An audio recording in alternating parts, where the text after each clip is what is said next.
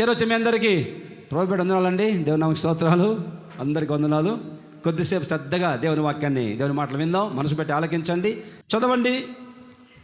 ఇర్మియా గ్రంథం 46వ అధ్యాయం 4వ వచనం. గుర్రములను కట్టుడి, రౌతులారా కవచమును తొడిగి ఎక్కుడి, శిరస్నానము ధరించుకొనండి, ఈటెలను పదును పెట్టండి. చూడండి, ఈటెలకు పదును పెట్టండి, కవచములను వేసుకొనండి. దేవునికి స్తోత్రం కలుగునుగాక. Put on your armour. కవచము అంటే ఆర్మర్. కవచములను ధరించుకోండి, కవచములను పెట్టుకోండి. కవచం అంటే మొత్తం సైనికుడికి, యుద్ధంలో సైనికులకి పూర్వకాలం, ఇప్పుడంటే కవచాలు లేవనుకోండి, పూర్వకాలం రాజుల కాలం యుద్ధం చేసేటప్పుడు తల మొదలుకొని కింది వరకు ఒక కవచం. ఎన్ని బాణాలు వచ్చినా, ఎన్ని తుపాకులతో కలిసి ఏమీ కాదు, ఎందుకంటే అది కవచం. వాళ్ళ బాడీలోకి ఏవి దిగవు, ఆ కవచం ఉంటుంది. అది దేవుడు చెప్తున్నాడు ఒక హెచ్చరికగా, గుర్రములను కట్టండి, రౌతులారా కవచం తొడిగి ఎక్కండి, శిరస్త్రాములను ధరించుకోండి, ఈటలకు పదును పెట్టండి, కవచమును వేసుకోనండి. చలికాలం వచ్చిందంటే గడగడ వణికిపోయి స్వెటర్ వేస్తాం. చలి నుంచి కాపాడుకోవడానికి స్వెటర్ వేస్తాం. వర్షాకాలము గొడుగు పట్టుకొని, అది కవచం మనల్ని కాపాడడానికి, వర్షం నుంచి కాపాడుకొని గొడుగు. కొంతమంది జర్కిన్లు వేసుకొని వర్షంలో వెళ్ళినా కానీ తడవకుండా జర్కిన్లు వేస్తారు. కొంత గొడుగు పట్టుకుంటారు. కొంతమంది ఎండకి వెళ్ళినప్పుడు గొడుగు పట్టుకుంటారు, ఎండకి దెబ్బ తినకుండా. కొంతమంది ముఖానికి అందం దెబ్బ తింటుందని ఏం రాస్తారమ్మా? లోషన్ రాస్తారు, దెబ్బ తినకుండా, డ్యామేజ్ కాకుండా ఫేస్. అది కవచం. ప్రతి జంతువుకు కూడా కవచం ఉంటుంది. కవచం. తాబేలు తాబేలుకి పైన కవచం ఉంటుంది. ఎంత కొట్టినా దానికి ఏం కాదు, లోపల దాక్కొని ఉంటుంది. పైన ఒక కవచం ఉంటుంది తాబేలుకి. ప్రతి జంతువుకి కూడా దేవుడు కవచం ఏర్పాటు చేశాడు. మన ప్రాంతంలో గొర్రెలు మామూలుగా ఉంటాయి, కానీ ఇజ్రాయెల్ దేశానికి వెళ్తే, ఇజ్రాయెల్ దేశంలో ఆ గొర్రెలు ఇంత లావు మందం గొర్రెకి బొచ్చు ఉంటుంది. చలి నుంచి కాపాడుకోవడానికి, అక్కడ ప్రాంతం చలి ఎక్కువ కాబట్టి చలి నుంచి కాపాడుకోవడానికి ఆ బొచ్చు అంతా కవచంలాగా ఉంటుంది. ఆ చలి నుంచి కాపాడుకోవడానికి దేవుడు ఆ విధంగా వాటిని చేశాడు. మన వాళ్ళు సంవత్సరానికి ఒకసారి ఆ గొర్రె బొచ్చు అంతా కట్ చేసి ఆ స్వెటర్లు, దుప్పట్లు మనం తయారు చేసుకొని ఆ గొర్రె బొచ్చుతో మనం కప్పుకుంటాం. ఎచ్చగా ఉంటాయి. ప్రతి దానికి కవచం ఉంటుంది. అందుకే అంటాడు, గుర్రాలను ఎక్కే రౌతులారా ఊరికి వెళ్ళబాకండి. మీరేం చేయాలి తెలుసా? కవచాలని తొడుక్కోండి, కవచాలని ధరించుకోండి. కవచం కావాలి అన్నారండి. అప్పుడు నీవు సేఫ్గా ఉంటావు, నష్టపోవు. శత్రువు వేసే బాణాలు నీకు తగలవు. శత్రువు వేస్తున్న ఆ తుపాకీ గుళ్ళు నీకు బాడీలోకి రాకుండా ఉండాలంటే ఇప్పుడు నువ్వు కవచం ధరించుకో. కవచం లేకపోతే అన్యాయంగా, అర్ధాంతరంగా జీవితం ముగించుకుంటావు. యుద్ధంలోకి వెళ్ళేటప్పుడు అన్నీ పెట్టుకొని వెళ్తారు, కవచం ధరించుకొని వెళ్తారు. ఏ ప్రాణహాని జరగకుండా, ప్రాణానికి నష్టం జరగకుండా. ఊరికి వెళ్ళావనుకో, అమ్మా చస్తాం అక్కడే. అందుకే ప్రభు చెప్తున్నాడు, ఎందుకు ఈరోజు మీరందరూ దేవుని ప్రజలారా మీరు కవచం ధరించుకోండి. ఆమేన్. పదే పదే నిన్నే చేరగా, ప్రతి క్షణం నీవే ధ్యాసగా, కలవరాల కోటలో, కన్నీటి బాటలో కాపాడే కవచముగా నన్ను ఆవరించిన దివ్యక్షేత్రమా, స్తోత్రగీతమా. కవచము తొడుక్కోండి, కవచం ధరించుకోండి. బైబిల్లో కొంతమంది కవచాలు ధరించుకున్నారు.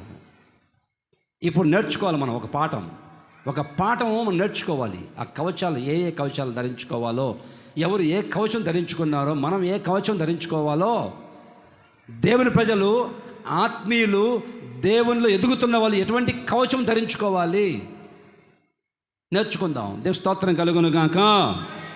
మొదటిగా చదువుతారు, అలాగిద్దాం. మొదటి మాట చదువుతారు. సమూయేలు మొదటి గ్రంథం 17వ అధ్యాయం 5వ వచనం చదువుతూ చదవగలిగిద్దాం.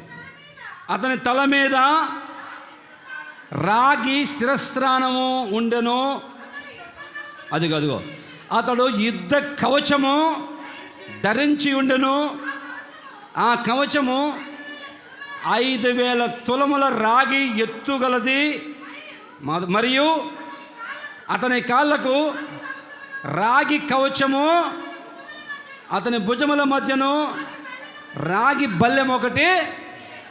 అతడట రాగి కవచం ధరించుకున్నాడంట. కాళ్ళకు రాగి కవచాలు ఉన్నాయంట. ఎంత బరువు అది? 8 తులాలు? 5,000 తులాలు ఎత్తుగలిగిన రాగి కవచం ధరించుకున్నాడు. బాగా ఆలకించండి. 5,000 తులాలంటే ఇంచుమించుగా 57 కేజీలు. 57 కేజీలు బరువు కలిగిన రాగి కవచము ధరించుకున్నాడు.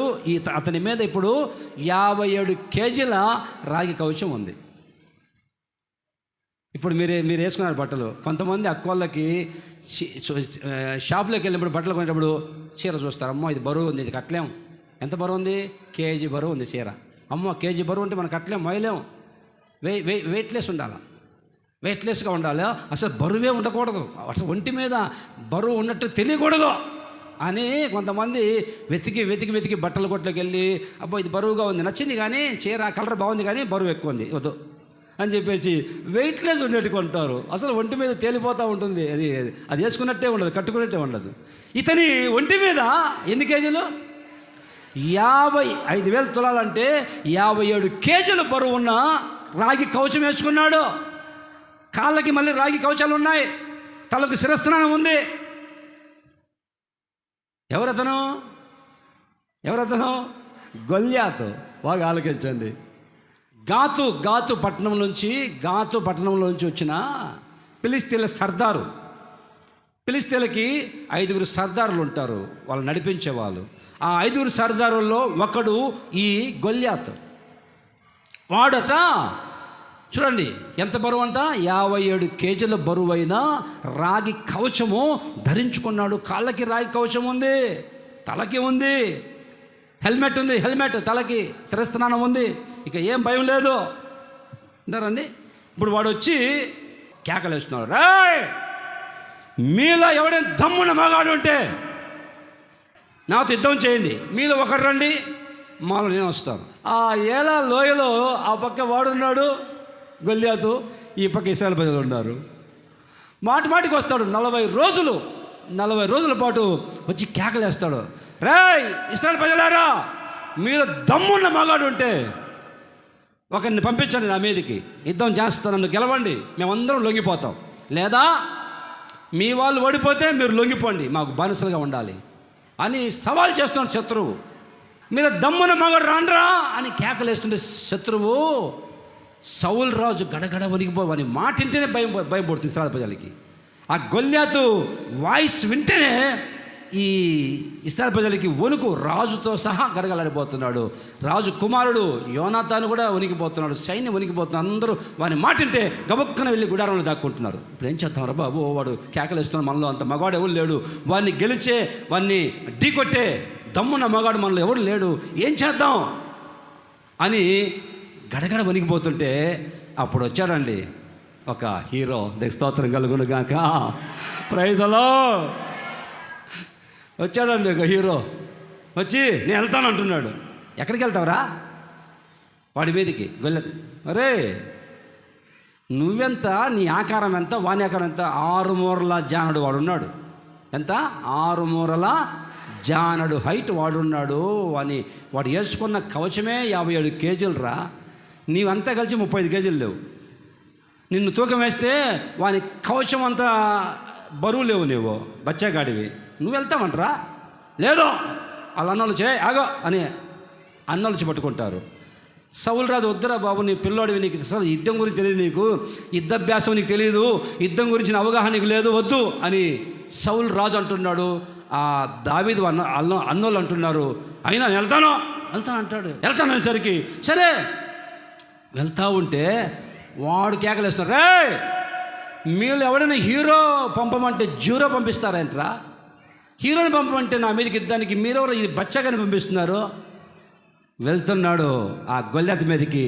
హీ వాస్ డేవిడ్ వెళ్తున్నాడు ఆ వ్యక్తి మీదకి. ఎవరి మీదకి? 6 అడుగుల ఎంత బరువు చెప్పండి, ఎంత బరువు?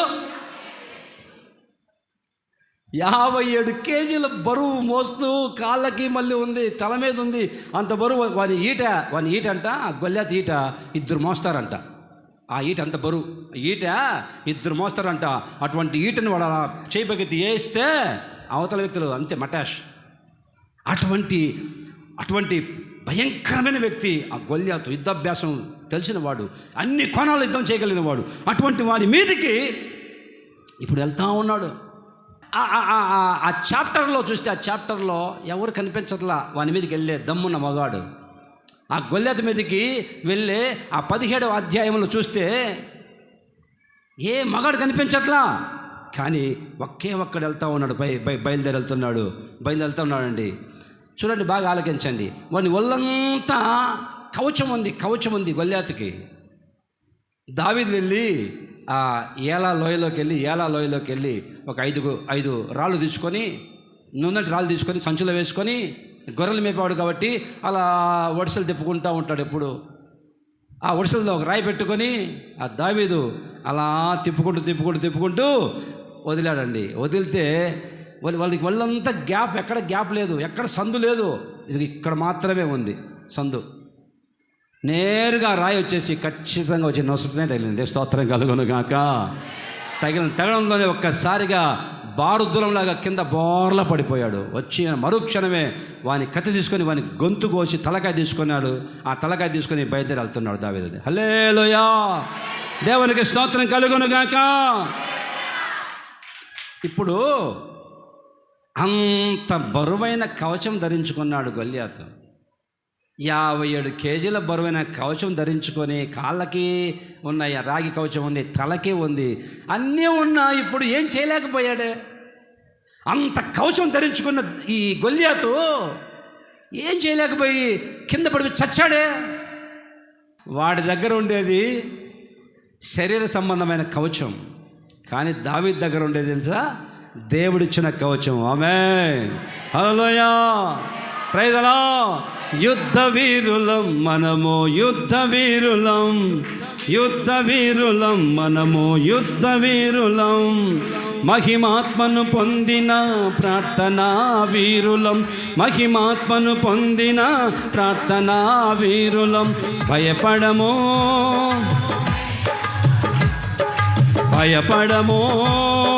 జడియము, అపవాదిని ఎదిరించే ఆత్మఖడ్గయోధులం, అపవాదిని ఎదిరించే ఆత్మఖడ్గయోధులం.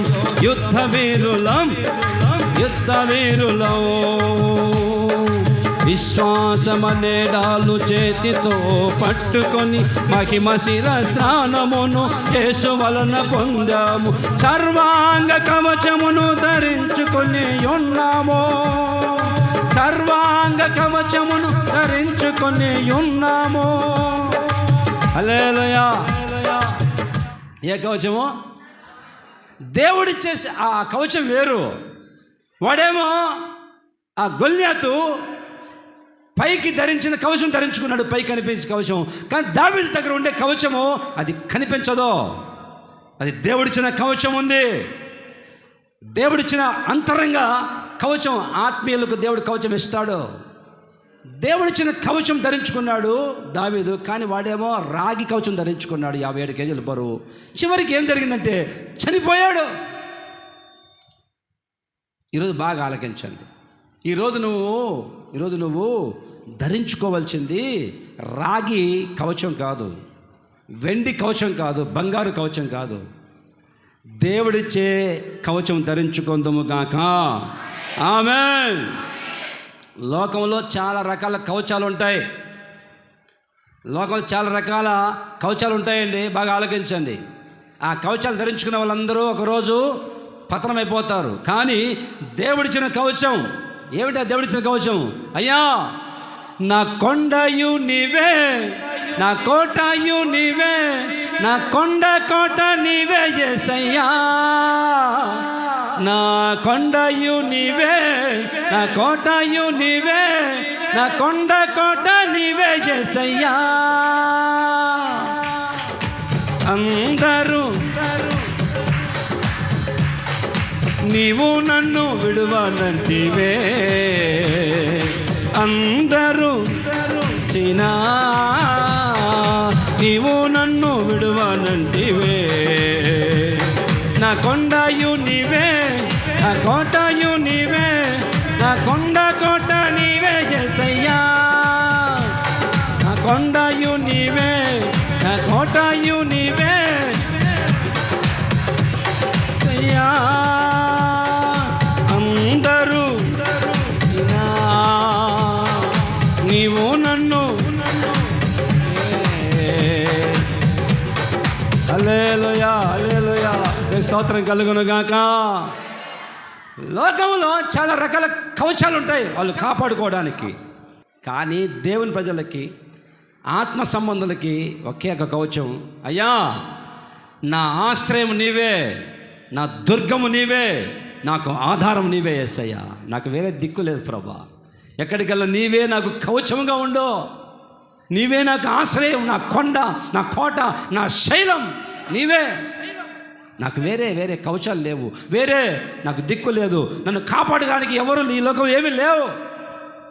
లోకస్తులు కాపాడుకోవడానికి ఎన్నో రకాల ఆధారాలు ఉన్నాయి. కొంతమంది డబ్బు మీద ఆధారపడతారు. డబ్బు, మాకు బంగారం ఉంది, మాకు డబ్బు ఉంది, మాకు నాయకుల పలుకుబడి, అండబలం, ఖండబలం, ధనబలం సమృద్ధిగా ఉన్నాయి.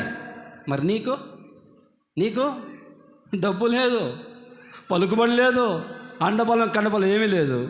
ఉండేది ఒకే ఒక బలం. అయ్యా, నా దేవా, నా బలమా, నా శౌర్యమా, నా కోట, నా కొండ, నా శైలం నీవే. నీవు తప్ప నాకు వేరే దిక్కు లేదు. నీవే నాకు కవచముగా ఉండయ్యా. దావీదు దగ్గర ఏమీ లేవమ్మా. దావీదు దగ్గర కాపాడుకోవడానికి ఏమీ లేదు కవచం. దేవుడే ఆవరించి ఉన్నాడు కవచములాగా. ఆమేన్. గొల్యాతుకేమో రాగి కవచం ఉంది, దావీదుకేమో ఏ కవచం ఉంది? ఏ కవచం అమ్మా దావీదుకు ఉండేది? దేవుడే కవచములాగా ఉన్నాడు. ఈ రోజు నుంచి నా దేవుడే నీకు కవచముగా ఉండును గాక. దేవుడే నిన్ను ఆవరించి కవచములాగా కాపాడును గాక. శత్రువు క్రియలన్నీ తొలగించి, శత్రువు వేసే బాణాల నుంచి కాపాడడానికి నా దేవుడే నీకు కవచములాగా కాపాడును గాక. Amen, amen. You need the armour of God. Armour of God. దేవుడే నీకు కవచంగా ఉంటాడు. వాడేమో నాకు రాగి కవచం ఉంది, నన్ను ఎవరేం చేయలేరు, అది మామూలు బరువు కాదు, ఇది రాగిది, బుల్లెట్ స్టేషన్ దిగదు అని వాడు దాని మీద ఆధారపడ్డాడు. చచ్చాడు గొల్యాతు. కానీ నీకు, నాకు, మనకి దేవుడే కవచముగా ఉంటాడు. హల్లెలూయా, దేవునికి స్తోత్రం కలుగును గాక. అతనికేమో గొల్యాతుకి ఫిజికల్ మెటీరియల్ ఆర్మర్ అది. కానీ మనకిచ్చే కవచము అది కంటికి కనిపించదు. దేవుడే నిన్ను ఆవరించి ఉంటాడు. శత్రువు కన్ను నీ మీద పడకుండా. కొంతమంది లోకస్తులు వాళ్ళు అంటారండి, సమస్య వస్తే, బాధ వస్తే పరిగెత్తుకుంటూ వెళ్ళి కాపాడుకోవడానికి, ఏదైనా బాధ, కన్నీళ్ళు, కలవరం, సమస్య వస్తే పరిగెత్తుకుంటూ వెళ్తారు, అందరి దగ్గరికి వెళ్తారు. నాకు భయం వేస్తుందా? భయం వేస్తుంది. భయం వేస్తుందా? తాయెత్తు కడతాను, నీ భయం పోతుంది అని తాయెత్తు కట్టించుకుంటాడు భయం పోవడానికి. వాడికి తాయెత్తు ఆధారం. హలో, తాయెత్తు కడితే భయం పోతుందంట. అమ్మో చేతబడి చేశారు, నాకు చేతబడి చేశాను, చంపేస్తారేమో, ఇప్పుడు ఏం చేయమంటావు? పరిగెత్తు పూజారి దగ్గరికి, వాళ్ళ దగ్గరికి పరిగెత్తు, వాళ్ళ దగ్గరికి. కానీ మనకైతే దేవుడే కవచముగా ఉండును గాక. దేవునికి స్తోత్రం కలుగును గాక. లోకంలో వాళ్ళకైతే సమస్య వస్తే, బాధ వస్తే, కన్నీళ్ళు వస్తే అందరి దగ్గర పరిగెత్తారు. కొంతమంది అయితే అదిగో అమ్మో ఇది జరగకుండా ఉండాలంటే గుమ్మడికాయ కట్టాలంట, ఇంటికి గుమ్మడికాయ కట్టాలి, ఇదిగో ఇంటికి ఏంటండి రాగిరే కట్టాలి. కొంతమంది లోక జ్ఞానం మీద ఆధారపడతారు, డబ్బు మీద ఆధారపడతారు, వాళ్ళు కాపాడుకోవడానికి. ఎంతమంది ఎన్ని రకాలు ప్రయత్నించినా కాపాడబడలేరు. వాళ్ళ కవచాలు, వాళ్ళ గుమ్మడికాయలు, తాయెత్తులు వాళ్ళని కాపాడలేవు. వాళ్ళ లోక జ్ఞానం కాపాడదు. ఆ డబ్బు, వెండి, బంగారం, కార్లు వాళ్ళని కాపాడలేవు. కానీ మనకి మన దేవుడే కవచముగా ఉండును గాక, కవచంగా ఉండును గాక. దేవునికి స్తోత్రం కలుగును గాక. ఆపత్కాలంలో వాళ్ళని ఆదుకోవడానికి ఎన్నో వాటి మీద ఆధారపడతారు. ఈ ఆపదలోంచి విడుదల పొందాలంటే పలానా వాళ్ళ దగ్గరికి వెళ్తే ఈ ఆపద తొలగిపోతుంది, ఈ సమస్య తొలగిపోతుందని చెప్పి పరిగెత్తుకుంటూ వెళ్తారు వాళ్ళు. కానీ మనకైతే నా దేవుడే ఆధారం. ఆమేన్. నా దేవుడే ఆశ్రయ దుర్గము. ఆమేన్. హల్లెలూయా. సర్వోన్నతుడా నీవే నాకు ఆశ్రయ దుర్గము. సర్వోన్నతుడా నీవే నాకు ఆశ్రయ దుర్గము.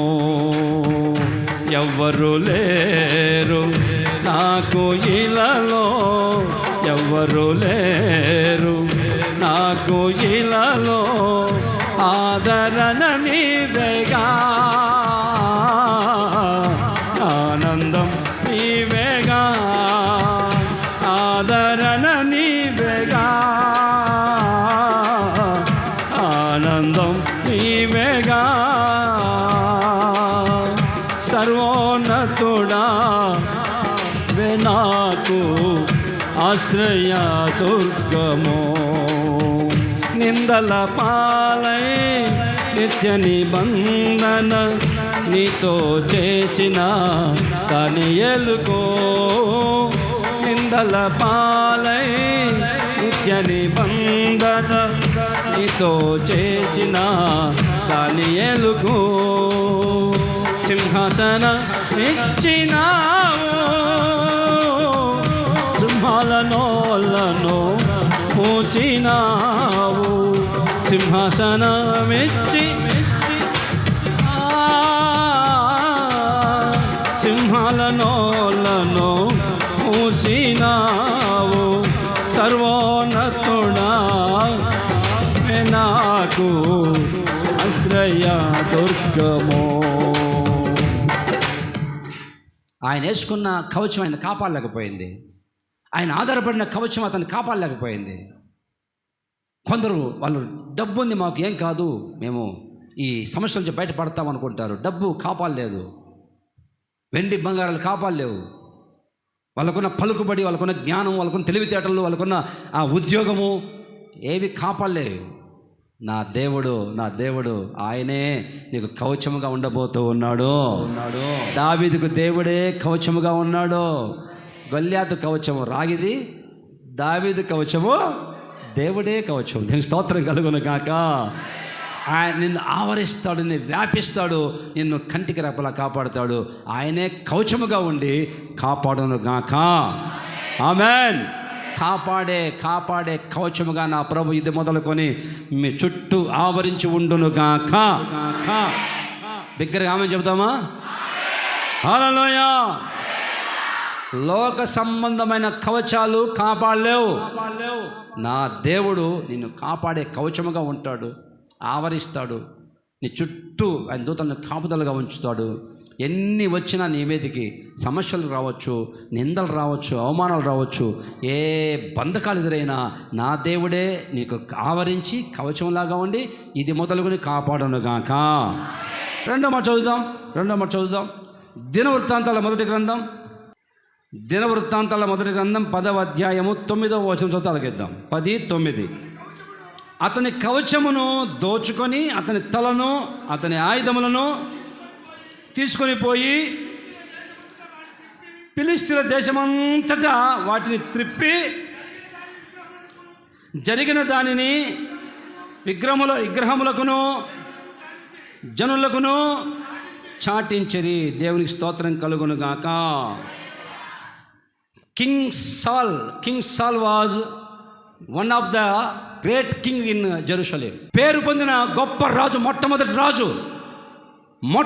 రాజు ఇజ్రాయెల్ ప్రజలకి సౌల్. ఆ సౌల్ రాజు యొక్క కవచమట ఆలకించాలి ఈరోజు.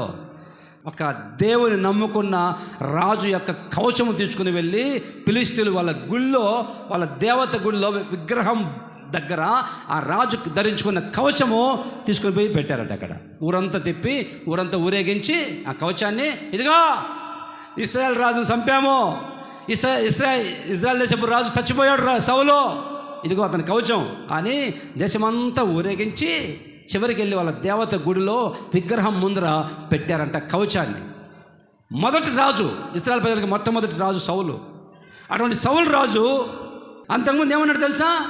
ఈ సౌలు రాజు, అయ్యా నా గోత్రం ఏం గోత్రం తెలుసా? ఆ బెన్యామీను గోత్రం అది అల్పమైన గోత్రం అన్నాడు, స్వల్ప జనం అన్నాడు. మేము చిన్న వాళ్ళమయ్యా, స్వల్ప జనము, అల్పమైన గోత్రం. మా గోత్రం ఎంత, మా బతుకు ఎంత, మా స్థితి ఎంత? నేను గాడిదలు వెంబడి తిరిగి గాడిదలు మేపేవాడిని, గాడిదలు ఎత్తుక్కునేవాడిని. అరే సౌలా, నువ్వు రాజుగా కాబోతున్నావంటే నేనెంత, నా బతుకెంత, నా స్థితి ఏంటి, నేనెవరు, నా బతుకే, నా పుట్టు పూర్వతలు ఏమిటి, నేను యోగ్యుని, నేను అర్హుని కాదే అని ఎంతగా తగ్గించుకున్నాడండి.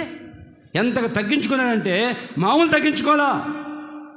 ఒక వ్యక్తి అసలు రూపం బయటపడాలనుకుంటే, ఒక వ్యక్తి అసలు రూపం తెలుసుకోవాలనుకుంటే, వాస్తవమైన అతని బతుకు తెలుసుకోవాలనుకుంటే, అతనికి డబ్బు, అధికారం రెండు కనుక ఇచ్చామంటే అసలు అతను ఎవరో బయటపడుతుంది. అంతవరకు కామ్గా ఉంటారు. డబ్బు వచ్చినప్పుడు, అధికారం వచ్చినప్పుడు అసలు రూపం బయటపడుతుంది. ఒక వ్యక్తి అసలు రూపం, వాస్తవమైన అతని స్వభావం బయటికి రావాలనుకుంటే ఊరికి రాదో. డబ్బు ఇచ్చినప్పుడు, అధికారం ఇచ్చినప్పుడు తేటగా బయటకు వస్తాయి వాళ్ళ అసలు రంగు. అంతవరకు మామూలుగా ఉంటారు మనుషులు, అంతవరకు మేము ఏమి ఎరగనట్టుగా ఉంటారు. నేనెవరిని, నా బతుకు ఎంత, నా స్థితి ఎంత, నా స్థాయి ఎంత, నేను అభాగ్యుణ్ణి, అబ్బో నేను గోంగూరలో పురుగు లాంటి వాడిని, నేను మట్టి లాంటి వాడిని, చచ్చిన కుక్క లాంటి వాడిని. అబ్బో ఎంత తగ్గించుకుంటారో. డబ్బు వస్తే, అధికారం వస్తే అప్పుడు తెలుస్తుంది వాళ్ళ అసలు రూపం ఏంటో. హల్లెలూయా, దేవి స్తోత్రం కలుగును గాక. డబ్బు లేనప్పుడేమో అన్నయ్య, అక్కయ్య, బా ఎంత అక్కయ్య, అన్నయ్య. డబ్బు లేనప్పుడు, డబ్బు ఉందనుకో బ్రో, హలో బ్రో. అరే బ్రో ఏంట్రా బ్రో, దరిద్రుడా బ్రో అంట. సిస్టర్ కూడా అనరు, సిస్, హలో సిస్ అంట. ఏందమ్మా సిస్సు కుస్సో ఏంది అది? డబ్బు ఎక్కువైతే, డబ్బు వచ్చేసరికి హలో సిస్ అంట. ఇదేందిరా కొత్త భాష? Hello bro, hello sis. డబ్బు లేనప్పుడు అన్నయ్య, అక్కయ్య అని వచ్చిన వాళ్ళు, డబ్బు వచ్చేసరికి అధికారం, హలో బ్రో, హలో సిస్, బాగున్నా సిస్, అవరి సిస్. అధికారం వస్తే వాళ్ళ అసలు రంగు బయటపడుతుంది, డబ్బు ఉంటే వాళ్ళ అసలు రంగు బయటపడుతుంది. నేను అదే చెప్తున్నా పదే సంఘం వాళ్ళందరికీ. మేము యేసన్న గారిని చూసి నేర్చుకున్నాం. సంచి తగిలించుకొని కాళ్ళకు చెప్పులు లేకుండా ఊరు తిరిగిన వాడు యేసన్న గారు. ఛార్జీకి డబ్బులు లేక ₹1 ఉంటే ₹1 టికెట్ తీసుకొని ఇంకా చాలా దూరం వెళ్ళాలి, టికెట్ డబ్బులు లేవు. ₹1 టికెట్ తీసుకొని అక్కడ దిగి అక్కడ నడుచుకుంటూ వెళ్ళినవాడు. ఆకలేస్తే కడుపుకి తిండి లేక చింత చెట్టు అమరావతి రోడ్లో చింత చెట్టు చింతాకు చిగురు తిన్నాడు, ఆకలి తట్టుకోలేక. ఒక ఇంటికి పిలిస్తే తల్లి అన్నం పెడితే అలా భర్త వచ్చి తాగిపోదు. ఏంది దున్నపోతలో ఉంటే అన్నం పెట్టావు పో అని ముఖం మీద ఉమ్మిస్తే ఆ ఎంగిలి అన్నములో పడితే అట్లాగే దిగమేంకొని కన్నీళ్ళు ఖర్చుకుంటూ తినొచ్చినవాడు. ఒంటరిగా ప్రారంభించాడు ఈ హోసన్నా మినిస్ట్రీ. ఇప్పుడు 100,000 మంది సేవకులు, 1000 సంఘాలు. అయినంత మాత్రాన టిప్పుటాపుగా కోట వేసుకొని టిప్పుటాపుగా హాయ్ బ్రో అనలా. అదే చెప్పులు, వాకర్ చెప్పులు, చచ్చిపోయేంత వరకు యేసన్న గారు వాకర్ చెప్పులు వేసుకుంటూ $600 వాకర్ చెప్పులు వేసుకుంటూ, మేమన్నా ఇప్పుడు ఇదిగోదిగో కొంచెం కాస్ట్లీ వాడుతున్నాం బట్టలు, లెనిన్ కాటన్ అని కొంచెం కాస్ట్ రేట్ ఎక్కువ. యేసన్న గారు ఎప్పుడు పాలీ కాటన్ వాడేవాడు. పాలీ కాటన్ నేను చూసాం. 2003 నుంచి 2012 వరకు చనిపోయేంత వరకు యేసన్న గారు ఎప్పుడు ఒకే రకం డ్రెస్సు, మారదు, ఒకే క్లాత్, అది పాలీ కాటన్. అర్థమవుతుందా? ఒకే రకం ఎప్పుడు మారలా. స్థాయి పెరిగినంత మాత్రాన ఎగిరి గంతులేలా. అర్థమవుతుందా మీకు? కొంతమందికి అధికారం వస్తే, డబ్బు వస్తే కన్ను మీద కనిపించవు. నేను ఎలా వచ్చానో కడప జిల్లా పొద్దుటూరు నుంచి సేవకి మినిస్టర్ అందరికీ తెలుసు, హోసన్నా మినిస్టర్ అందరికీ తెలుసు. ఏ రేంజ్లో వచ్చానో, ఏ స్థాయిలో వచ్చానో అందరూ చూశారు ఆ రోజు. ఇప్పుడు కొత్తగా వచ్చానో తెలియదు కానీ పెద్ద భాష అందరికీ తెలుసు, సిస్టర్లు కూడా తెలుసు ఏ స్థితిలో వచ్చానో నేను. ఆ రోజు నుంచి ఈరోజు కదా అలాగే వెళ్తున్నా. ఎక్కలేదు తగ్గలేదు అదే రేంజ్లో. ఎప్పుడు ఓవర్ చేయాలా? చాలామంది ఓవర్ చేసిన వాళ్ళు ఏమయ్యారో నాకు తెలుసు. గతి లేక దిక్కుదల, ఇంట్లో తిండి లేక కొంతమంది సంచులో చినిగిపోయిన సంచులో బట్టలు పెట్టుకొని వచ్చారు సేవకి. ఏదో కొంచెం దేవుడు దీవిస్తే ఇప్పుడు అబ్బో టిప్పుట వాళ్ళ వ్యవహారము, వాళ్ళ మాటలు చూస్తే నాకు అనిపిస్తుంది, రే నువ్వు ఎట్లా వచ్చావు ఒకరోజు, ఒక 20 సంవత్సరాల క్రితం సేవకి ఎలా వచ్చావు? మర్చిపోయావు నీ స్థితి, ఇప్పుడు ఓవర్ చేస్తావా?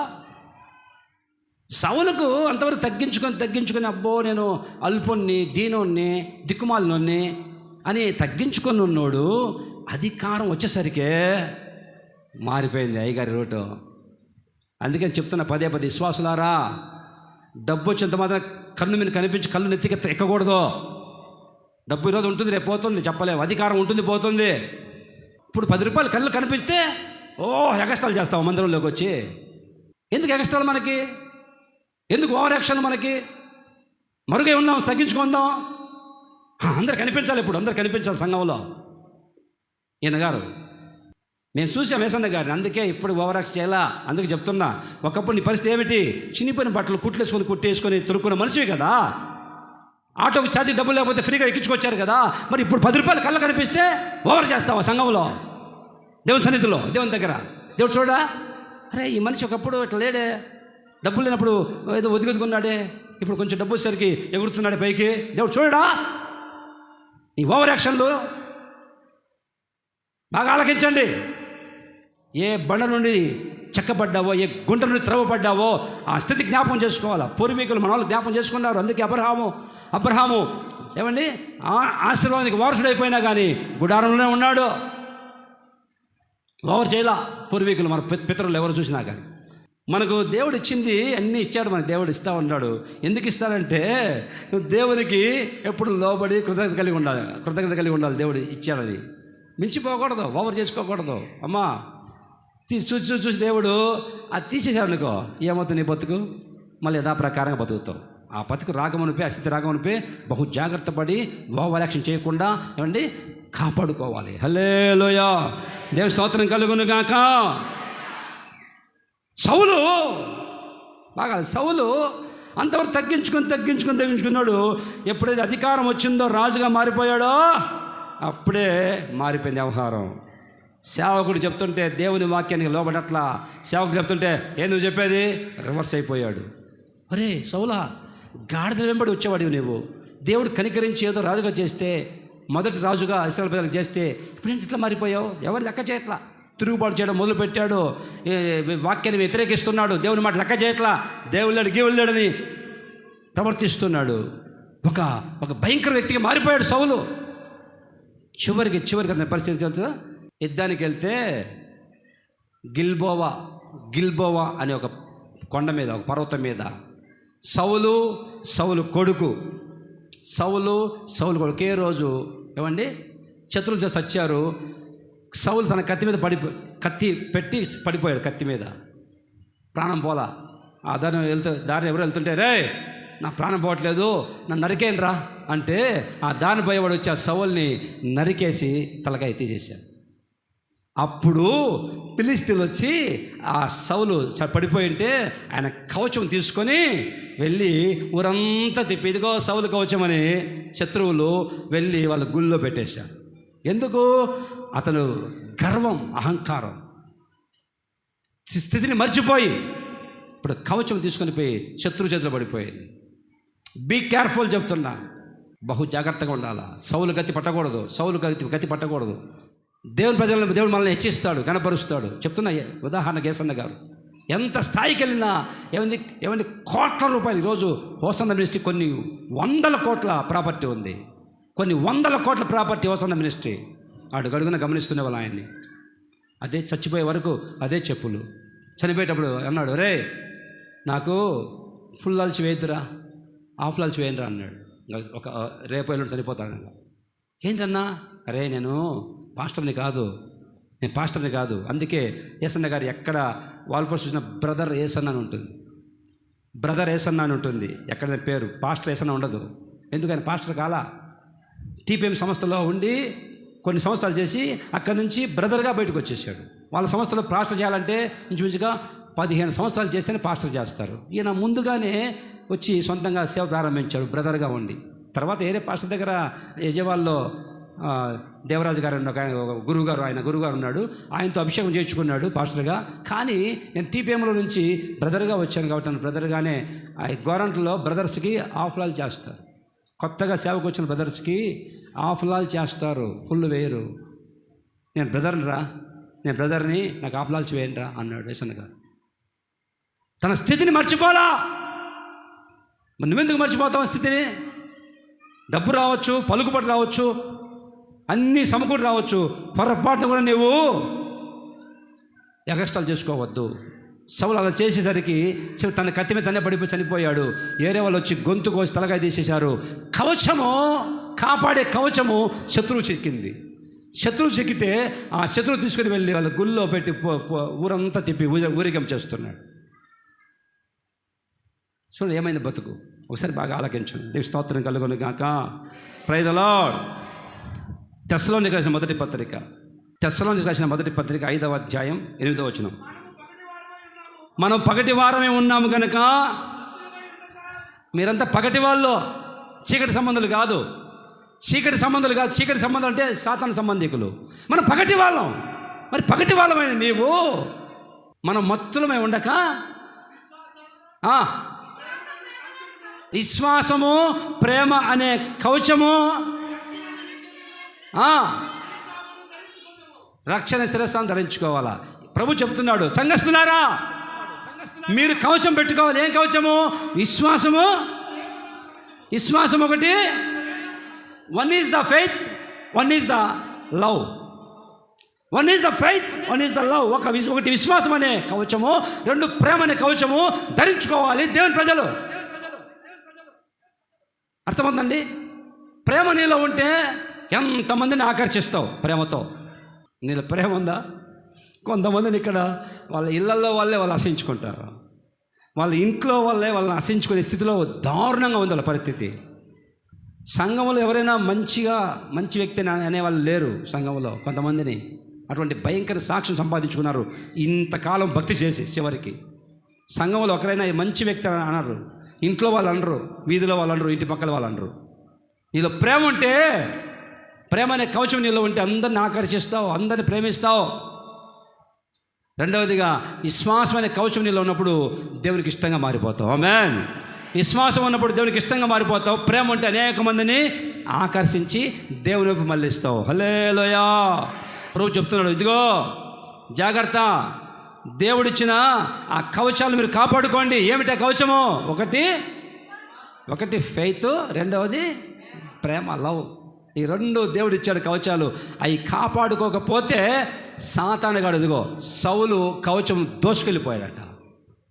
నీలో ప్రేమ లేకపోతే, నీలో విశ్వాసం లేకపోతే, నీలో ఉన్న కవచము సాతాను ఈడ్చుకెళ్ళిపోతాడు, దోసుకెళ్ళిపోతాడు, నేను భ్రష్టు పట్టిన వ్యక్తిగా మారుస్తాడు. జాగ్రత్త. సౌలు కోల్పోయాడు. సౌలు విశ్వాసం కోల్పోయాడు, ప్రేమ కోల్పోయాడు. చివరికి ఏం మిగిలింది అంటే, చివరికి అతను బతుకంతా రండి కవచం కోల్పోయాడు. నీ కవచం ఉండాలి. దేవుని ప్రేమ నీలో ఉన్నప్పుడు, బ్రదర్స్ వినండి, వినండి అమ్మ, నీలో కనుక దేవుని ప్రేమ నీలో ఉంటే రండి అందరి ప్రేమిస్తావు. కొంతమందికి ఓర్వలేరు. ప్రేమ లేని వాళ్ళు ఓర్పు ఉండదు.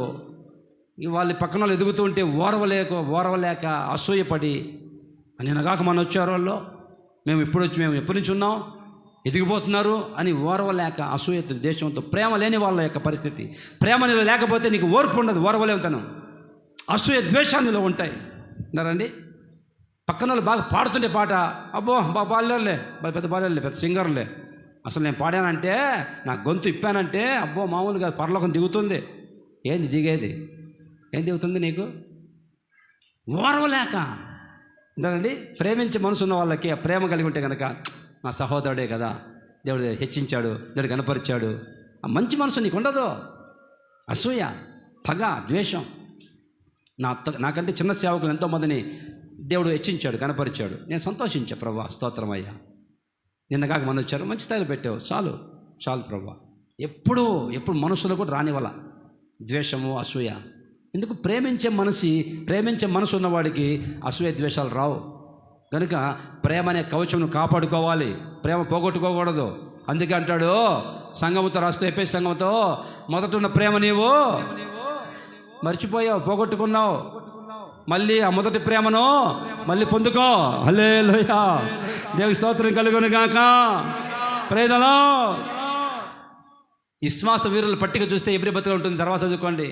విశ్వాస వీరుల పట్టికలో చూస్తే విశ్వాసంతో ఎన్నో సాధించారు వాళ్ళు. విశ్వాసం లేకుండా దేవునికి ఇష్టలుగా ఉండడం అసాధ్యం అంటాడు. మరి నీళ్ళ విశ్వాసం అనే కవచము, ప్రేమ అనే కవచం రెండు ఉండును గాక. ఆమేన్. నీకు విశ్వాసం ఉందా ఈరోజు? దేవుని వాక్యం మీద విశ్వాసం కొంతమందికి, దేవుని వాక్యం మీద విశ్వాసం ఉండదు. కానీ బయటికి వెళ్తే అక్కడికి వెళ్తే వాళ్ళు జరుగుతుందంట అని పరిగెత్తుకుంటూ ఆడికి వెళ్తారు, దాని మీద విశ్వాసం. ఆడికెళ్ళి మట్టి తింటే విన్నారండి, మట్టి తింటే బాగవుతుందంట అని మట్టి తినేవాళ్ళు దరిద్రం కదా. అక్కడికి వెళ్తే తల మీద నూనె పోసి చరుస్తారంట, బాగైపోతుందంట. అరే దేవుని వాక్యం మీద కదా నీకు విశ్వాసం ఉండాల్సింది. ఎవరెవరు నమ్ముతావు, ఎవరి మీదనో నమ్మకం ఉంటుంది, కానీ దేవుని వాక్యం మీద నీకు నమ్మకం ఉండదు. దేవుని వాక్యం మీద విశ్వాసం ఉండదు. విశ్వాసంతో నువ్వు ప్రార్థన చేస్తే ఈరోజే కార్యం జరుగుతుంది కదా. ఆ విశ్వాసమైన కవచం కోల్పోయావేమో, విశ్వాసమైన కవచాన్ని సాతాను దొంగిలించాడేమో, ప్రేమ అనే కవచము సాతాను ఎత్తుకెళ్ళిపోయాడేమో. పరీక్షించుకొని చూడు. సౌలు కవచం పోగొట్టుకున్నాడు, సౌలు కవచం శత్రువులు తీసుకెళ్ళిపోయారు. నీకున్న ప్రేమ విశ్వాసమైన కవచము ఉందా, పోయిందా? ఆ ప్రేమ విశ్వాసాన్ని కాపాడుకున్నప్పుడు ఆ కవచం నిన్ను ఆవరించి ఉంటుంది. ఆ కవచం నిన్ను కాపాడును గాక. దేవునికి స్తోత్రం కలుగును గాక. Praise the Lord. అర్థమవుతుందండి? సౌలు కవచాలు తీసుకొని వెళ్ళి వాళ్ళ గుళ్ళో పెట్టుకున్నారట, విగ్రహారాధన గుళ్ళో. ఒక దేవుని నమ్ముకున్న దేవుని బిడ్డ అయిన సౌలు రాజు ఉన్న కవచం, కాపాడే కవచం ఇప్పుడు వెళ్ళిపోయింది. కారణం ప్రేమ విశ్వాసం కోల్పోయాడు. దేవుని మీద ప్రేమ విశ్వాసం కోల్పోయేసరికి ఎవరైతే ప్రేమ విశ్వాసం కోల్పోతారో రండి, ఆ సాతాను పండగ చేసుకుంటున్నాడు. ప్రేమ విశ్వాసం ఉన్నప్పుడు దేవుడు సంతోషిస్తాడు నిన్ను చూసి. ఆ ప్రేమ ఆ విశ్వాసమైన కవచము కోల్పోయినప్పుడు సాతాను తీసుకెళ్ళిపోయి ఊరంతా తెప్పి పండగ చేసుకుంటున్నాడు. ఊరంతా తెప్పి పండగ చేసుకుని గుళ్ళో పెట్టాడు సాతానుగాడు ఆ సౌలు కవచం. మరి నీవు ఈరోజు నీ కవచము ప్రేమ విశ్వాసం అనే కవచం పోగొట్టుకుంటున్నావో, కాపాడుకుంటావో, నీకు జాగ్రత్త పడాలి నీవు. కనుక నీవు ప్రేమ విశ్వాసం కలిగి ఉందో గాక, ఆ కవచం కాపాడుకుందో గాక.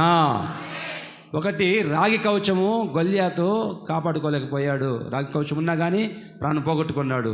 దేవుడే కవచంగా ఉండాలి. రెండవదిగా ప్రేమ విశ్వాసమైన కవచం ఉండాలి. అప్పుడే నువ్వు సేఫ్గా ఉంటావు. అది కనుక సన్నగిలిందంటే ప్రేమ పోయిందా, విశ్వాసం తగ్గిందా, సాతాను ఇడ్చుకెళ్ళిపోతాడు కవచాన్ని. కనుక ఈరోజు పరీక్షించుకొని నాలో ప్రేమ తగ్గిందా, నాలో విశ్వాసం తగ్గిందా పరీక్షించుకొని మళ్ళీ వాటిని ఆయన పెంపొందించుదు కాగా. ఆమేన్. ఇంకొక కవచం మూడో మాట, పరమగీతాలు 4వ అధ్యాయము 4వ వచనం. జయ సూచకములు ఉంచుటకై దావీదు కట్టించిన గోపురముతోనూ 1000 డాలులను శూరుల కవచములన్నీయును వ్రేలాడు ఆ గోపురముతోనూ నీ కందరము సమానము. తెలుగు టీచర్లు ఉన్నారా? తెలుగు టీచర్లు ఎవరైనా? కందరం అంటే ఏంటి? అక్కడ మాట చూడండి, మళ్ళీ చదువు ఆ మాటని. 4వ వచనం. జయసూచకముల ఉంచుటకై దావీదు కట్టించిన గోపురముతోనూ 1000 డాలులను శూరుల కవచములన్నీయును వ్రేలాడు ఆ గోపురముతోనూ నీ కందరము సమానమవుతుంది. దేవుని స్తోత్రం కలుగును గాక. కందరము అంటే కంఠము, గొంతు. కందరము అనగా, కందరం అంటే కంఠమని, తలని బాడీని కలిపేది ఇది. ఈ కందరం, ఈ కంఠం, ఈ గొంతు, మెడ. హల్లెలూయా. అండి, దావీదు వాడిన కవచాలు, దావీదు సైనికులు వాడిన కవచాలన్నీ వెళ్ళి ఒక గోపురానికి తగిలిచ్చారంట. గోపురానికి బాగా ఆలకించారు చెప్తున్నా. దావీదు వాడిన కవచాలు, డాళ్ళు, ఆయన సైనికులు వాడిన కవచాలన్నీ తీసుకెళ్ళి గోపురానికి తగిలించారంట. ఒక పాట పాడుతూ అంటాడు, ప్రియురాలు ప్రియుడు పాట పాడుతున్నాడు ఆ అమ్మాయి గురించి, సంఘం గురించి. నీ కందరము, నీ మెడ, నీ గొంతు ఎలా ఉంది తెలుసా? దావీదు కవచం తగిలించిన గోపురములాగా ఉంది. అది నీ కంఠము, నీ మెడ దావీదు తగిలించాడే కవచాలు గోపురానికి, గోపురములాగా ఉంది నీ కందరం, నీ మెడ. అంటే అర్థం ఏంటి తెలుసా అండి? ఈ మెడకి, ఈ కందరానికి కవచం ఉండాలంట. అర్థమైందా మీకు? కంఠానికి, నీ మెడకి, నీ గొంతుకు కవచం ఉండాలి. బాడీకి ఉంది కవచం, కాళ్ళకు ఉంది, తలకు ఉంది. ఇప్పుడు అంటాడు భక్తుడు అంటాడు, ఈ కంఠం అట కాపాడుకోవాలట, ఈ మెడ అంటారండి. ఈ కవచం లేకపోతే చాలా ప్రాబ్లం వస్తుంది అంటాడు, వాక్యం చదివిస్తుంది. ఈ కంఠాన్ని నువ్వు కాపాడుకో. It is protected neck. దానికి ఒక కవచం వేయాలంట. ఎందుకయ్యా? ఎందుకు ఈ కవచం కావాలి? ఇది చాలా చాలా సున్నితమైంది. కత్తితో అట్లంటే అయిపోయింది. ఇక్కడ కత్తితో కనుక అట్లంటే అయిపోయి ప్రాణం పోతుంది. చాలా సున్నితమైంది, సెన్సిటివ్. నీ శరీరంలో చాలా సున్నితమైన పార్ట్ ఇది, ఈ నెక్. కవచం ఉండాలి ఇక్కడ. ఎందుకు కవచము? వ్యర్థమైన మాటలు మాట్లాడకుండా, అది అనవసరమైన మాటలు మాట్లాడకుండా ఈ కంఠానికి, ఈ మెడకి, నెక్కి కవచం ఉండాలని వాక్యం చదివిస్తుంది. హల్లెలూయా, దేవుని స్తోత్రం కలుగును గాక. కొంతమంది నోరు తెరిస్తే మాటలు మాట్లాడుతూ ఉంటారు. అబ్బా, మాటలు కోటలు దాడుతూ ఉంటాయి. ఆ మాటలు మామూలు మాటలు కాదు, అట్లా ఇట్లా చెప్పి మాటలు మాట్లాడుతూ ఉంటారు. వాక్యం చదివిస్తుంది, నీ మాటలట, నీ సంభాషణ ఎలా ఉండాలి? ఉప్పు వేసినట్లుగా ఉండాలి సంభాషణ. ఉప్పు వేసినట్టుగా రుచికరంగా ఉండాలి నీ మాటలు. నువ్వు మాట్లాడే ప్రతి మాట తీర్పులోకి వస్తుంది. ఒకరోజు ప్రభువో, అక్కో, నువ్వు అక్కడ అలా మాట్లాడావు కదా, నేను ఎప్పుడు మాట్లాడాను ప్రభువా? ఇదిగో పలానా సమయంలో పలానా వాళ్ళ దగ్గర ఈ మాట మాట్లాడావని రికార్డ్ అయి ఉంటుంది. అన్నీ లెక్కలోకి వస్తాయి, తీర్పులోకి వస్తాయి. నేను ఎప్పుడు మాట్లాడాను? నువ్వు మళ్ళీ బొంకుతావు, నువ్వు తప్పించుకుంటావు. మామూలు మనిషివి కాదు నువ్వు. అని కూడా అనలేదంటావు, అని కూడా మాట్లాడు కూడా నాకేం తెలియదండి, నేను మాట్లాడలేదంటావు.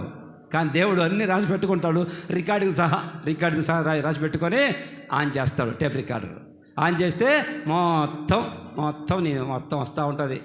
నీ అంత ట్రాక్ అంతా వస్తూ ఉంటుంది. ఏం మాట్లాడావు, ఎలా కుట్రలు చేసావు, ఏ ఇంట్లోకి వెళ్ళి ఏ కుట్రలు చేసి ఎలా మాట్లాడావు, అంత లిస్ట్ వస్తూ ఉంటుంది. నీ కంఠానికి, నీ కందరానికి కవచం ఉండాలి. వ్యర్థమైన మాటలు మాట్లాడకుండా, అనవసరమైన మాటలు మాట్లాడకుండా. ఇప్పటికే నీ మాటలు బట్టి కొన్ని కుటుంబాలు చిన్నభిన్నమైపోయాయి. నీ మాటలు బట్టి కొన్ని కుటుంబాలు నాశనమైపోయాయి. భార్య భర్తలు విడిపోయారు. నువ్వు మాట్లాడే మాటలు బట్టి. నువ్వేమో సరదాగా ఉన్నావు, సంతోషంగా, ఆ కొంపలు కొల్లరైపోతుంటే. నీ మాటలు బట్టి ఆ కుటుంబాలు చిన్నభిన్నం అవుతున్నాయే. మరి నీ కంఠానికి కవచం ఉండాలి. అనవసరమైన మాట్లాడకుండా ఎంతమందిని బాధించావు నీ మాటల చేత. నువ్వు మాట్లాడే మాట తుపాకీ గొల్ల కంటే పవర్ఫుల్గా, బాకు పోట్ల కంటే భయంకరంగా వేధిస్తూ ఉంటాయి. నీకు అర్థం కావట్లా కొంతమంది మాటలు. నువ్వు మాట్లాడే మాటలతో వాళ్ళు నలిగిపోతున్నారు. అంటారండి. అందుకే అంటాడు, నీ కందరానికి అంటే నీ కంఠానికట ఏం కావాలి? ఏముండాలమ్మా? ఏమన్నా చెప్పండి. ఈ స్వరంతో, ఈ నాలుకతో, ఈ నోటితో దేవుని పాటలు పాడాలి, దేవుని మాటలు మాట్లాడాలి. కానీ నువ్వు మాట్లాడే మాటలు ఏంటి? కొంపలు చుచ్చు పెడుతున్నావు, కలకాడలాడుతున్న కాపురాల్ని పాడు చేస్తున్నావు. సంతోషంగా భార్య భర్తలు జీవిస్తుంటే, రా ఆ పిల్లని వదిలేరా, ఇంకో పెళ్లి చేస్తా నీకు. ఎంత దుర్మార్గాలు చూడండి. ఇద్దరు భార్య భర్త అన్యోన్యంగా ఉంటే వారం లేక దురాత్మ పట్టేది ఈ మనిషి. అమ్మాయిని వదిలిపెట్టా, నీకు ఇంకొక పెళ్లి చేస్తా. నీకు పోయే కాలం దగ్గర పడింది అనుకున్నా. నువ్వు మనిషివేనా? నువ్వు రాక్షసివా? నువ్వు విశ్వాసమేనా? నీవు ఎంత దుర్మార్గులు అనుకోవాలి. ఎన్నో కుటుంబాలు భయంకరంగా మారిపోతున్నాయి నీ మాటలు బట్టి. కనుక నీ కంఠానికి ఏముండాలంట? చెప్పమ్మా అక్కలారా, మీరు చెప్పండి తల్లారా. కంఠానికి ఏముండాలి? కొంచెం పిల్లలు పుట్టడం లేట్ అయిందంటే, పిల్లలు పుట్టడం, ఈ అమ్మాయికి పిల్లలు పుట్టలేదో మా అబ్బాయికి ఇంకో పెళ్లి చేస్తా అంటుంది అత్త. మామూలు అత్త కాదు, అత్త.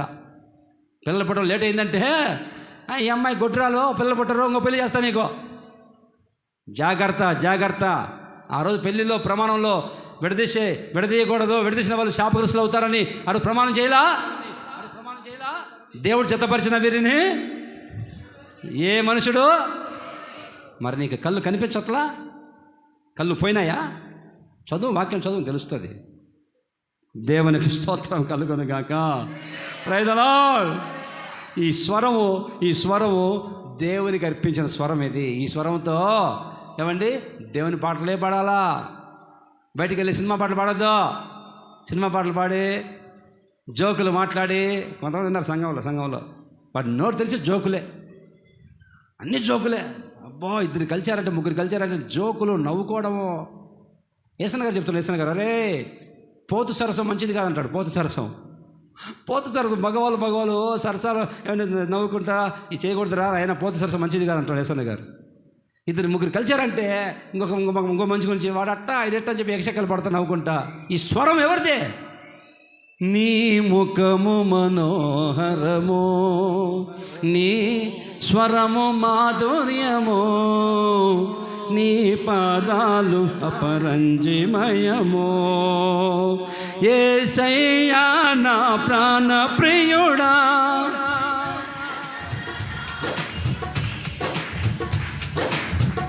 యేసయ్యా నా ప్రాణ ప్రియుడా, మనగలన నిన్ను వీడి క్షణమైన, నీ ముఖము మనోహరము, నీ స్వరము మాధుర్యము, నీ పాదాలు అపరంజిమయము.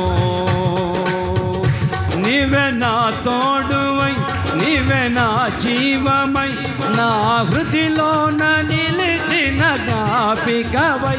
నీవే నా తోడువై, నీవే నా జీవమై, నా హృదిలోన నిలిచిన జ్ఞాపికవై.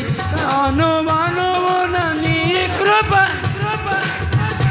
నన్ను ఎన్నడు వీడని బంధమై. అనువనువున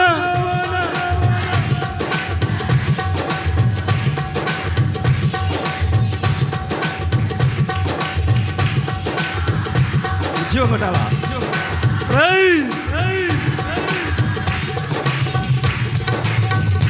నీవే నా శైలమై, నీవే నా శృంగమై, నా విజయానికే నీవు భుజ బలమై. నీవే నా శైలమై, నీవే నా శృంగమై, నా విజయానికే నీవు భుజ బలమై. అనుక్షణమున శత్రువుకు ప్రత్యక్షమై, నన్ను వెనుదీయనీయక వెను తట్టినావు. హల్లెలూయా. నీ కందరానికి అంటే నీ కంఠానికి నీ కవచం ఉంటే అప్పుడు వ్యర్థమైన మాటలు రావు. ఈ స్వరం దేవుంది అని చెప్పి, నాకు స్వరానికి కవచం ఉంది అని చెప్పి గ్రహించి వేస్ట్ మాటలు మాట్లాడవు, రూమర్స్ పుట్టించవు, అందరి మీద రూమర్స్ పుట్టిస్తావు. సేవకుల మీద, సంఘం మీద, తోటి విశ్వాసుల మీద రూమర్స్ పుట్టించి వాళ్ళు బాధపడతా ఉంటే నువ్వు సంతోషంగా ఉంటే ఆ తర్వాత వచ్చే పరిస్థితి తారుమారు అవుతుంది. ఫలితం వేరుగా ఉంటుంది. ఆ తర్వాత నీ కుటుంబం మీదకి వచ్చే ఫలితం వేరుగా ఉంటుంది. జాగ్రత్త.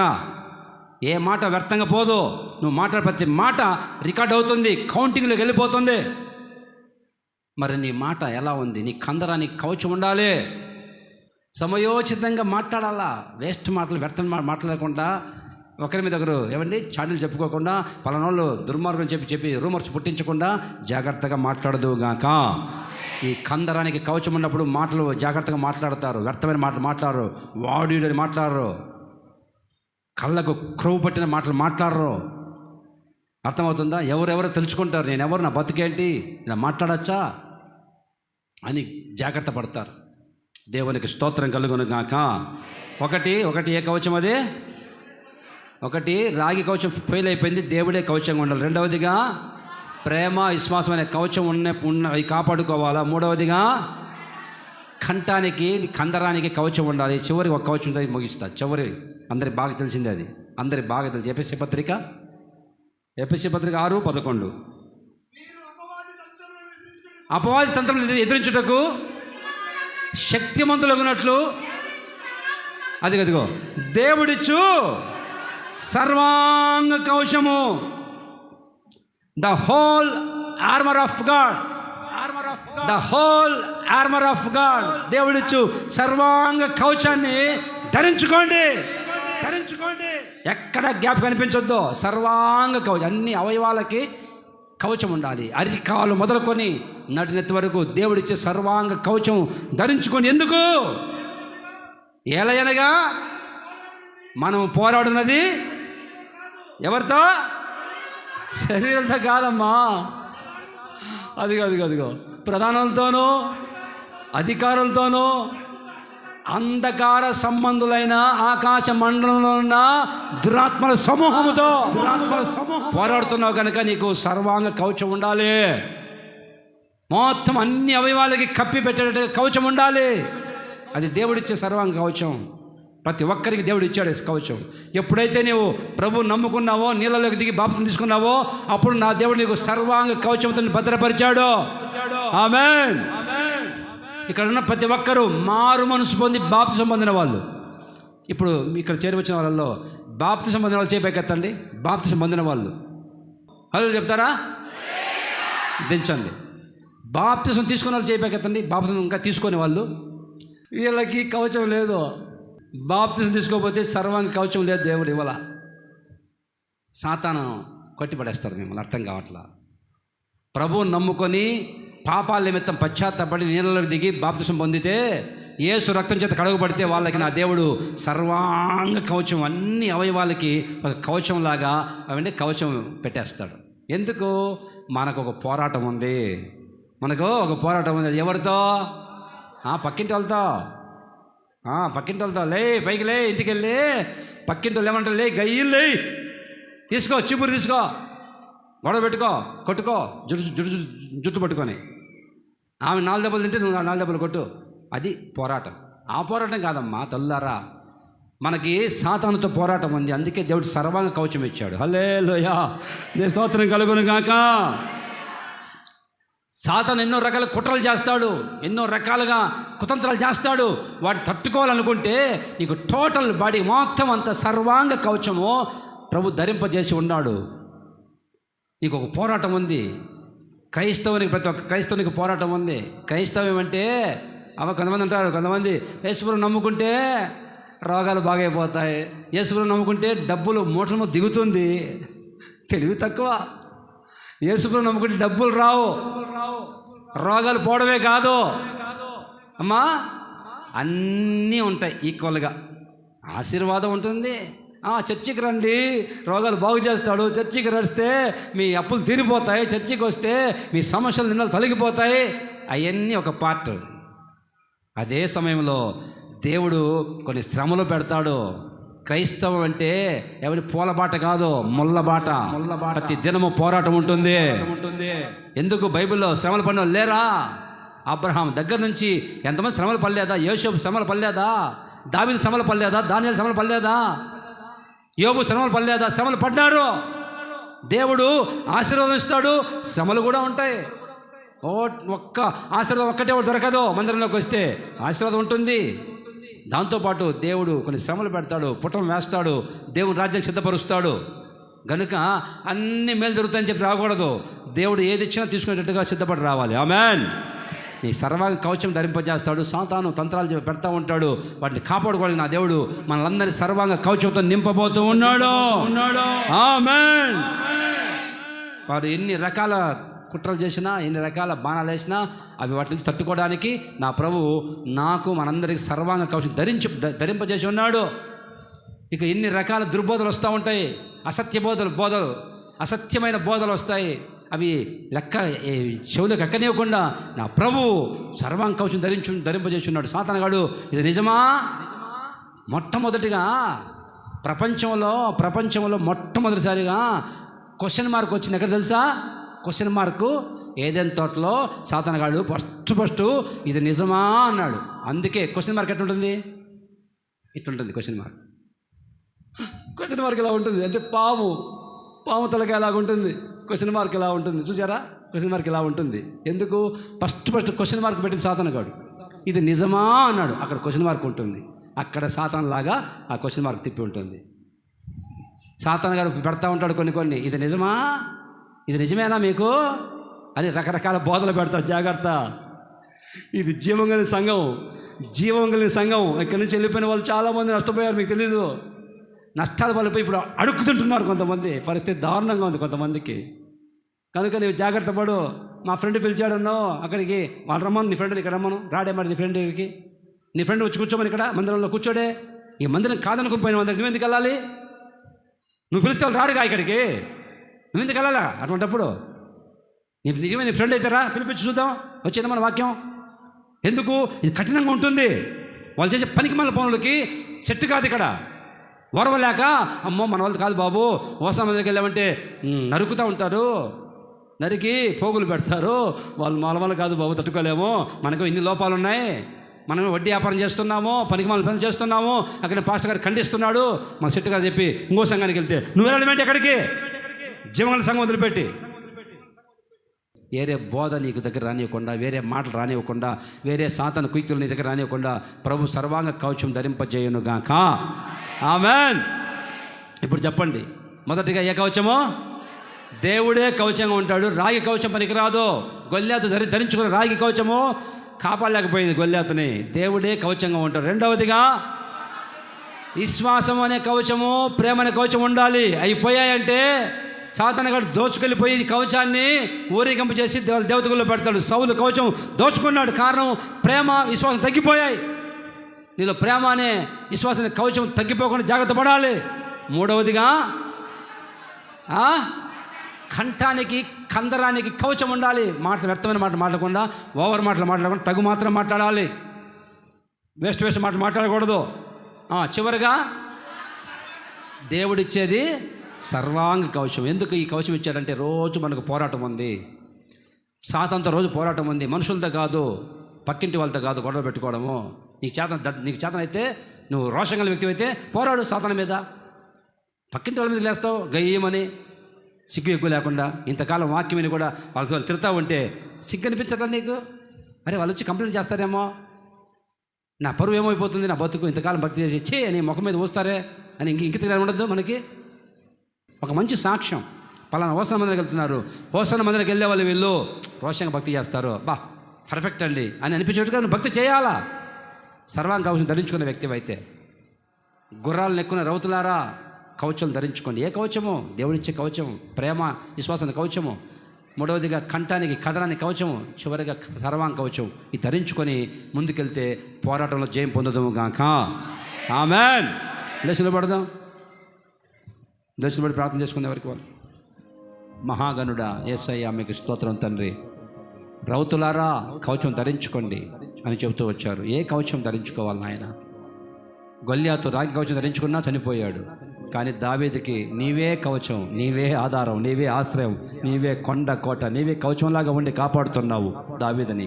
మాకు కూడా తండ్రి మీరు కవచంలాగా ఉండి కాపాడండి నాయన. తండ్రి ఈ లోకంలో మీరు మాకు కవచంలాగా ఉండి కాపాడండి ప్రభా. మీరే మాకు ఆశ్రయం నాయన, మీరే మాకు దిక్కు ఆధారం, ఎవరు లేరు నాయన. తండ్రి విశ్వాసము, ప్రేమ అనే కవచాలు మాకు ఇచ్చున్నావు తండ్రి. అవి చాలామంది పోగొట్టుకున్నారు. విశ్వాసంలో సన్నగిలిపోయారు, ప్రేమలో చల్లారిపోయారు. చివరికి సౌలు కవచము దొంగలు దోచుకున్నట్టుగా, శత్రువు దోచుకున్నట్టుగా తండ్రి మాలో విశ్వాసం తగ్గిపోయినప్పుడు, ప్రేమ తగ్గిపోయినప్పుడు ఆ కవచము అయ్యా సాతాను దొంగలిస్తారని చెబుతూ వచ్చారు నాయన. దొంగలించకుండా మాలో అనుదినము ప్రేమ, విశ్వాసం రోజు రోజుకు వర్ధిల్లేటట్లుగా మీరు సహాయం చేయండి తండ్రి. కృప చూపండి నాయన. తండ్రి మా కంఠానికి కవచం కావాలని చెబుతూ వచ్చారు. వేస్ట్గా మాట్లాడకుండా అయ్యా, ఎవరి గురించి మేము వ్యతిరేకంగా మాట్లాడకుండా తండ్రి మా కంఠానికి అయ్యా వ్యర్థమైన మాటలు మాట్లాడడం కవచం ధరింపచేయండి ఆయన. తండ్రి మా టోటల్ బాడీకి తండ్రి మొత్తం బాడీ అంతా సర్వాంగ కవచంతో నింపండి యేసయ్యా. సాతానుతో మేము యుద్ధం చేయబోతూ ఉన్నాము. సాతానుతో మాకు పోరాటం ఉంది. ఆ పోరాటంలో జయం పొంది పరలోక రాజ్యం చేరేంత వరకు, మీ సింహాసనం మీద కూర్చునేంత వరకు మాకు పోరాటం ఉందని మాకు సర్వాంగ కవచం ధరింపజేశారు నాయన. వీళ్ళందరి ప్రభు ఈ పోరాటంలో జయం పొందాలి, సర్వాంగ కవచం ధరించుకోవాలి. మీ రాకడికి సిద్ధపడి మీ నిత్యరాజ్యంలోకి నా తండ్రి సింహాసనం మీద కూర్చున్నట్లుగా దీవించి ఒక్కొక్కరిని గణపరిచి కవచాలు ధరింపజేసి గణపరచమని యేసు నామములో అడుగుచున్నాము తండ్రి. ఆమేన్. మన తండ్రి అయిన దేవుని ప్రేమ, కుమారుడు యేసు కృప, పరిశుద్ధాత్మ దేవుని సన్నిధి, సహవాసం ఇప్పుడు సదాకాలం మనందరికీ కవచములాగా ఉండి కాపాడి ధరింపజేసి గణపరిచి నడిపించి సదాకాలం తోడుగా ఉండి కాపాడును గాక. ఆమేన్.